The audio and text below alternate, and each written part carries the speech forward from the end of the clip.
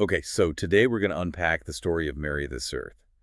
And it is, I mean, it's just an incredible story. Oh, it's so dramatic. Right. It's full of family betrayal, a fight for the throne, a 9-day coup, and this desperate mission to completely change England's religion. And at the heart of it all, she was caught in this impossible conflict her whole life. What do you mean by that? Well, on one side, you have her strict Catholic faith, which she got from her mother, Catherine of Aragon, and never, ever gave up. And on the other. The immense power of her father, King Henry VIII, who, created the Church of England, she was literally stuck between her conscience and the crown. And this all started when she was very young. She was born in 1516, the heir to the throne. The cherished heir. For years, she was it, and she was brilliant, highly educated, studied multiple languages. Everyone assumed she would be queen. But then everything just completely flips on its head. In a really brutal way. When Henry divorces Catherine to marry Anne Boleyn, he's not just, switching wives. No, he's rewriting the law of the land to do it. Yeah, exactly. Parliament, at his command, declares Mary illegitimate. So she goes from future queen to being, well, disowned. Stripped of her title for years. I just can't imagine the personal toll of that. It's one thing to be disinherited, but another to be legally erased from the succession. It was almost entirely about forcing her to submit. Henry needed her to publicly say, yes, you are the supreme head of the church. Which would validate his divorce. And his new church. But she refused. For years, which you can imagine created a very tense relationship with her father. That stubbornness, though, it seems like that's the key to her entire personality. It's what got her back in line for the throne eventually. It is. But that same refusal to compromise on her faith is what defines her entire reign later on. And that tension just explodes in 1553, right? When her half-brother Edward VI dies. It does. Edward was a very devout Protestant, and he knew Mary would undo everything, so he actively tried to write her out of the succession. And for a minute, it almost worked. You have this group of powerful Protestant lords who proclaim Lady Jane Grey as the new queen. A reign that lasted, 9 days? Just 9 days. But was it ever a real threat? Did that coup ever look like it might actually succeed? For a few days, in London, it was genuinely up in the air. The powerful people in the city, they leaned Protestant. Not the rest of the country. Not at all. Yeah. This is the key. Most of England was still very traditional. They respected the proper line of succession that Henry VIII had laid out. They saw Mary as the rightful heir, regardless of her religion. So Mary, who's out in the countryside, she rallies this huge popular army. They flocked to her because when it came down to a choice between a real Tudor and a, hastily appointed noblewoman, The choice was obvious. the people chose Mary.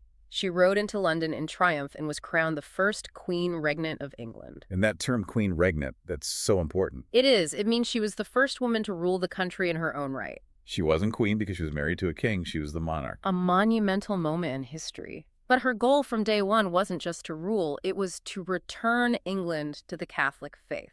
Completely. She saw the Protestant Reformation under her father and brother as a kind of national sin, right? A terrible mistake. She genuinely believed it was her mission from God to save her people's souls by reversing 20 years of change. So how does she do it? What are the first steps in this massive religious rewind? First, she gets Parliament to repeal all the laws that created the Church of England. The Pope in Rome is restored as the head of the Church in England. And what would that have looked like for the average person? It would have been a total transformation almost overnight. Latin services came back, altars that had been torn down were rebuilt, churches were filled again with ornaments, candles, all the traditional decorations. But to make that change stick, she needed a Catholic heir. Which meant she had to marry.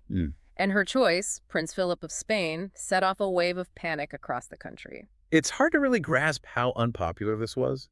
Philip was the son of the Holy Roman Emperor Charles V. Right, probably the most powerful man in Europe at the time. His family controlled this massive empire. And the English were terrified. They'd just become a small part of that empire. A mere province of Spain, that was the fear. That they'd be dragged into all of Spain's European wars. And despite the protests, even a major rebellion, the wedding went ahead. It did. The goal was simple. Produce a Catholic heir to secure the future, but it never happened. The marriage was childless. And that failure had huge consequences for her. But of course, the part of her reign that everyone remembers is how she treated those who refused to convert back. This is where her story gets really dark. And where she gets her nickname. Exactly. She revived these old, brutal laws against heresy, which meant the penalty for being a Protestant who refused to change their beliefs was death. And the numbers are just shocking. Nearly 300 people were burned at the stake in just 5 years. And it's important to remember these weren't all famous leaders. Many were just ordinary people. Weavers, farmers, apprentices, and these executions were public spectacles, right? In places like Smithfield Market in London. They were meant to be a warning. That's how she became Bloody Mary. Now, she believed this was necessary. She thought she was saving souls from damnation. But it had the opposite effect. A completely ironic result. Seeing these people die bravely often created sympathy for them, not fear of the crown. And that sympathy was fueled by the bravery of key figures, like the former Archbishop of Canterbury, Thomas Cranmer. An incredible story. He was forced to watch two other bishops, Latimer and Ridley, burn first. And Latimer said those famous words to Ridley. He did. He told him that their deaths would light such a candle in England as I trust shall never be put out. An amazing act of defiance. And Cranmer's own death was just as powerful.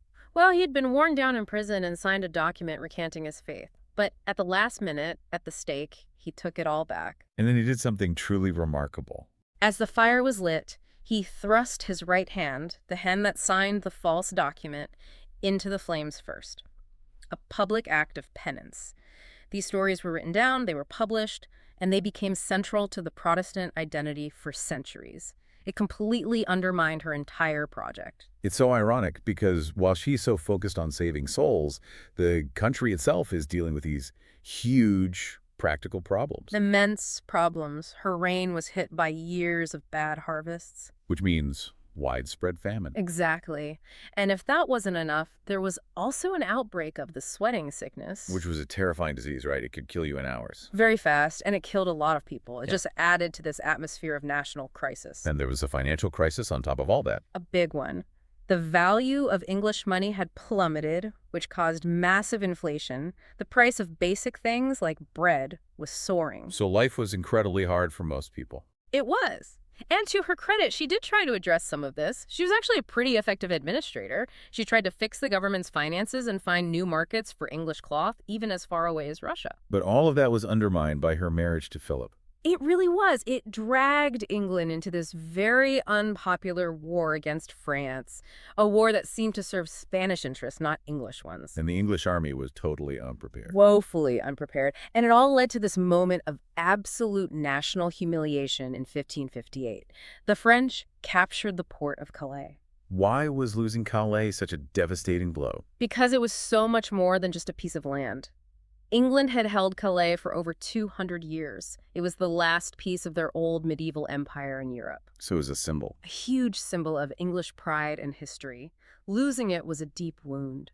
Mary herself famously said that when she died, the word Calais would be found written on her heart. With all these crises, famine, plague, war, it must have been even harder to push her religious changes through Parliament. It was. And this is where you see a real shift in power in England. She needed the powerful men in Parliament to agree to bring back the Pope's authority. And they did, but with a catch. A huge catch. They agreed to accept the Pope's spiritual leadership only if they could keep all the land they had bought when Henry VIII closed the monasteries. So they were happy to go back to the old religion as long as they didn't cost them any money. Precisely. And this shows that even a monarch as determined as Mary had to compromise with this new, wealthy ruling class that the Reformation had created. Property was now a check on the crown's power. It's worth pausing to think what life was even like for a regular person then. Say, a 13-year-old. Well, it really depended on your social class. If you were poor, you were probably already working.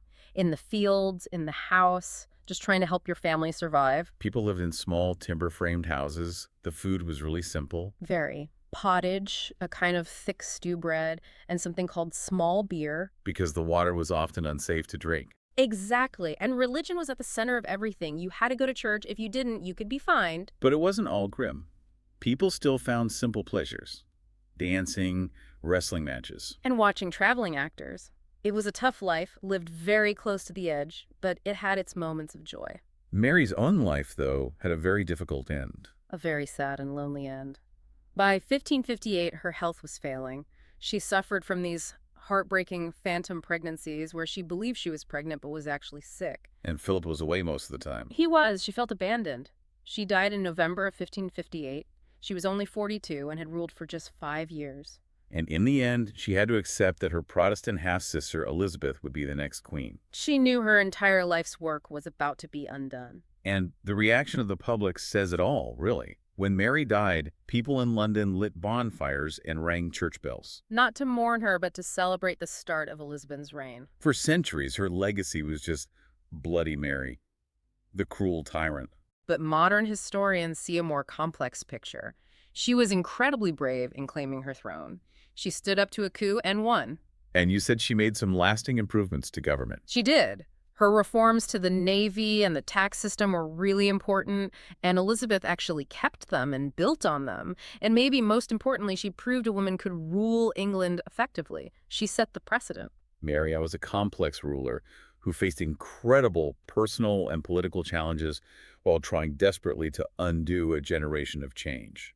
Though her primary religious goals failed, her short, dramatic reign fundamentally proved that a queen could successfully command England in her own right. But here's the thought to mull over. Mary's 5 years of strict religious enforcement failed spectacularly, right? It cemented the Protestant identity through martyrdom. And then Elizabeth I, who followed her, spent her 44-year reign finding a careful political compromise between the two faiths. Right. So the question is, was Mary's failure primarily due to bad luck and timing, or was her own religious rigidity the fatal flaw that guaranteed her goals were doomed from the start?